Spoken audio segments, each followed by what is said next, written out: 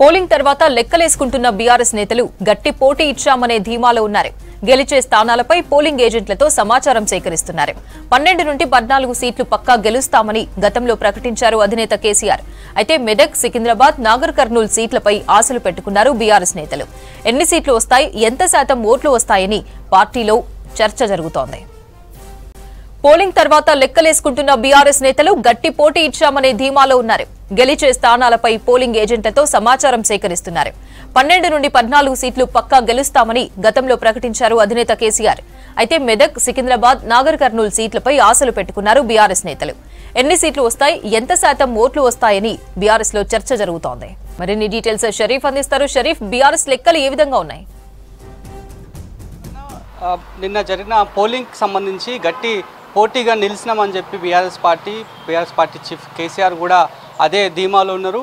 ఏ నేత, ముఖ్య నేత మాట్లాడినా కూడా చెప్తున్నారు, ఖచ్చితంగా మేము గట్టి పోటీ ఇస్తాం, ఓడిపోయినా సరే మేము గెలిచినాం, ఇప్పుడు అసెంబ్లీలో ఓడిపోయినా కూడా ఇప్పుడు గెలుస్తాం, గెలిచి నిలుస్తాం అనేటువంటి మాటల్ని చెప్తున్నారు. హరీష్ రావు అదే మాట చెప్తున్నారు, కేటీఆర్ అదే చెప్తున్నారు. ముఖ్య నేతలందరూ కూడా, మాజీ మంత్రులుగా పనిచేసినటువంటి వాళ్ళంతా కూడా అదే మాట చెప్తున్నప్పుడు కూడా నిన్న జరిగినటువంటి పోలింగ్ పర్సెంటేజ్ మాత్రం ఒక టెన్షన్ పుట్టిస్తుంది. అదే చర్చ జరుగుతుంది, పార్టీ ఇంటర్నల్గా అదే చర్చ జరుగుతుంది. ఇప్పటికే పార్టీ చీఫ్ కేసీఆర్ చాలాసార్లు మీడియా సమావేశం పెట్టి ఎన్ని గెలుస్తున్నాం, ఏ రకంగా గెలుస్తున్నాం, గెలుపుకు కారణాలు ఏందనేటువంటి విషయాలు ప్రజల్లోకి తీసుకువెళ్ళే ప్రయత్నం చేసినప్పటికీ కొన్ని స్థానాలను కూడా ఆయన చెప్పడం జరిగింది. 12 నుంచి 14 స్థానాలు ఖచ్చితంగా మేము గెలుస్తున్నాం అనేటువంటి మాట చెప్పారు. మైనార్టీలు, బహుజనులు అంతా కూడా మా వైపే ఉన్నారు, మా పార్టీ పైన విశ్వాసంతోనే ఉన్నారు, ఇంకా పార్టీపై విశ్వాసం కోల్పోలేదు అనేటువంటి మాటను ఆయన చెప్పారు. At the same time assembly ఫలితాలు తర్వాత బీఆర్ఎస్ పార్టీలో రాజకీయాలు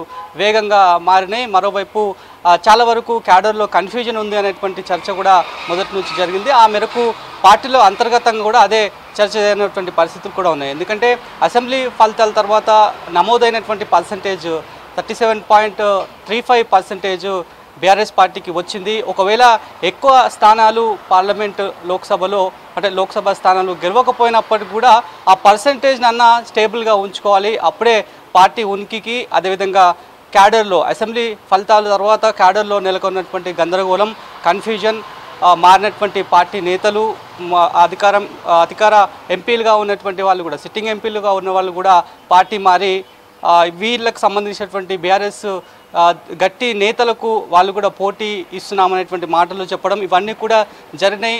ఎమ్మెల్యేలు కూడా మారినటువంటి సిచ్యువేషన్స్ కూడా ఉన్నాయి. కాబట్టి ఇవన్నీ తాజా పరిణామాలతో ప్రస్తుతానికైతే పర్సంటేజ్ పైన మాత్రం బీఆర్ఎస్ పార్టీ లెక్కలేసుకుంటుంది. ఎన్ని సీట్లను గెలుస్తున్నాము, నిన్న జరిగినటువంటి పోలింగ్ ప్రక్రియ ఎట్లా జరిగింది, పోలింగ్ సరళి ఎట్లా జరిగింది, ఏ గ్రూపు జనాలు ఎటువైపు ఓట్లు వేశారనేటువంటి విషయాలపైన, ఇటు మైనార్టీ ఓటు బ్యాంక్ అంతా కూడా తమ వైపే వస్తుంది.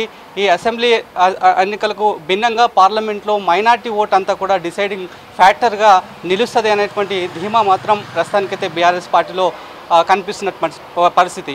మొదటి నుంచి కూడా కొన్ని స్థానాలను బీఆర్ఎస్ పార్టీ చెప్తోంది. ఒకటి మెదక్ వెంకట్రామరెడ్డి, ఆయన ఇక్కడ బ్యూరోక్రాట్గా పనిచేశారు, ఐఏఎస్ అధికారిగా చాలా ఏళ్ల పాటు, సుదీర్ఘ రోజుల పాటు ఆయన అక్కడ సేవలు చేసినటువంటి వ్యక్తి ఉన్నారు. కాబట్టి ఆయన అట్ ది సేమ్ టైం అక్కడ ఉన్నటువంటి హరీష్ రావు మాజీ మంత్రిగా ఆయన కొనసాగిరు. వీళ్ళిద్దరి కాంబినేషన్లో మెదక్ ఖచ్చితంగా మేము కైవసం చేసుకుంటామనేటువంటి ధీమాను పార్టీలో వ్యక్తమవుతుంది. ఆ తర్వాత బీఎస్పీ పార్టీ నుంచి బహుజనవాదం వినిపించినటువంటి ఆర్ఎస్పీ ప్రవీణ్ కుమార్ నాగర్ కర్నూల్ బీఆర్ఎస్ అభ్యర్థి బరిలో ఉన్నారు. కాబట్టి సామాజిక పరంగా కూడా ఆయన ఇమేజ్ మాకు కలిసి వస్తుంది, ఖచ్చితంగా ఆ స్థానాన్ని మేము గెలుచుకుంటామనేటువంటి మాటను చెప్తున్నారు. ఆ తర్వాత గత కొద్ది సంవత్సరాల పాటు కూడా ఆయన సికింద్రాబాద్కి సంబంధించినటువంటి పద్మరావు గౌడ్ కూడా గెలుస్తూ వస్తున్నారు, అసెంబ్లీ బరిలో గెలుస్తూ వస్తున్నారు, ఎమ్మెల్యేగా కంటిన్యూ అవుతున్నారు. కాబట్టి ఆయనకి క్లీన్ ఇమేజ్ ఉంది. అదేవిధంగా ఆయన్ని చాలామంది గుర్తుపడతారు. మరోవైపు అసెంబ్లీ ఫలితాలు కావచ్చు, అసెంబ్లీ స్థానాలన్నీ కూడా సికింద్రాబాద్లో బీఆర్ఎస్ వైపే జనాలందరూ కూడా వచ్చారు కాబట్టి విశ్వాసం నింపారు. కాబట్టి అది కూడా మేము కైవసం చేసుకుంటామనేటువంటి విషయాలను చెప్తున్నారు. సో పార్టీ చెప్తున్న దాని ప్రకారం టఫ్లో కాకుండా పకడ్బందీగా గెలుస్తామనే మాట ఒకటి మెదక్, సికింద్రాబాద్, నాగర్ కర్నూలు చెప్తున్నప్పటికీ కూడా మరి ఇప్పటికే కేసీఆర్ 12 నుంచి 14 సీట్లు మేము గెలుస్తామని చెప్తున్నారు.